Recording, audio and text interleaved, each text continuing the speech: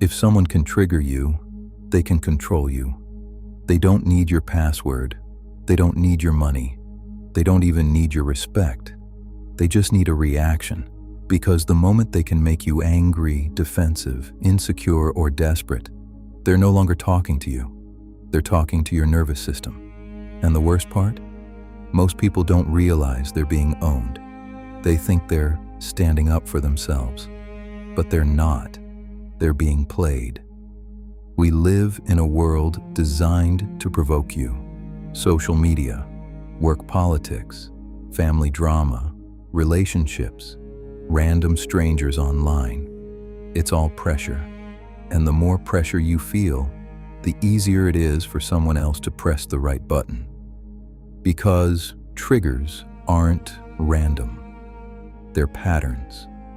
And once someone learns your pattern, they can control your mood, your decisions, and your confidence without even touching you. The Stoics had a brutal rule. You don't control what happens. You control what it means. Epictetus said it clearly. It's not things that disturb us, but our judgments about things.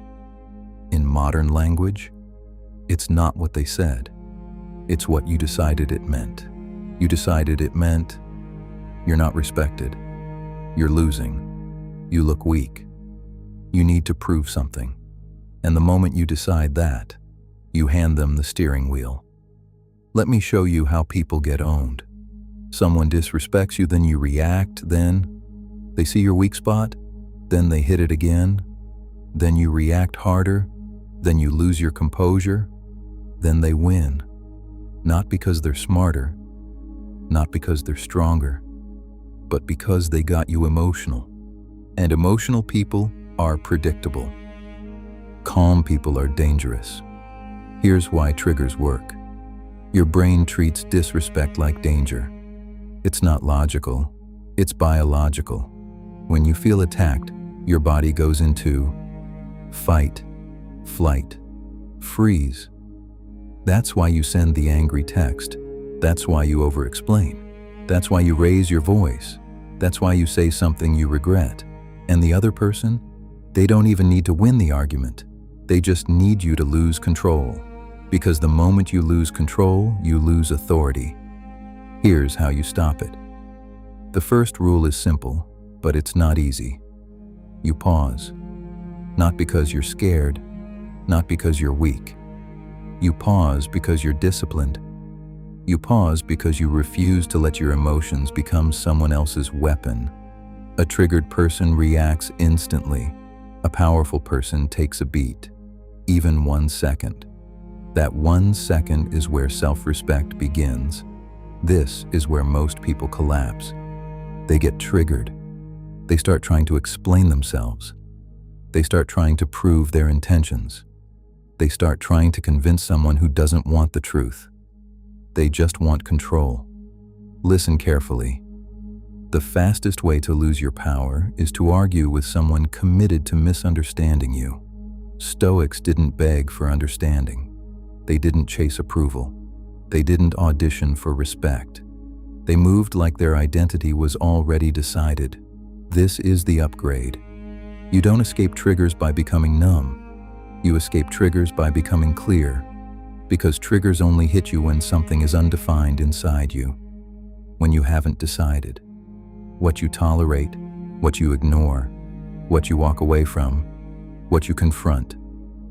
So here's the Stoic question. What is my standard, even if nobody agrees with it? Because once your standard is decided, you stop reacting to every comment. You stop trying to win every moment. You stop being owned by the opinions of unstable people. Now please pay close attention to this last section of the video. This is the part nobody teaches. Not every situation deserves your energy. Sometimes the most powerful move isn't the perfect comeback. It's the quiet exit. The Stoics believed, you don't fight every battle. You choose your battles. You don't explain. You don't beg. You don't rage. You leave. And you leave with your dignity intact. because dignity is the one thing no one can take from you, unless you hand it over. Here's the truth. People don't own you because they're powerful. They own you because they learned your emotional access code. And the moment you stop reacting, that code stops working.